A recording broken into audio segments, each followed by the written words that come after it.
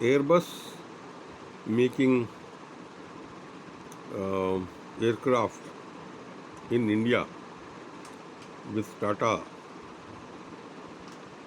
will be a great start of aircraft industry in India. And with this technology and know-how,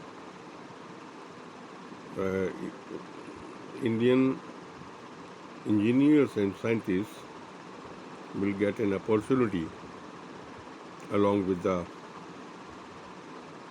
Indian uh, industrialists to build more and more such aircraft models in various states and use indigenously as well as for exports. So keep it up, India and the globe and the world heading towards prosperity, towards peace and happiness for all. Tatas are the really Bharat Ratnas, and I salute Tatas.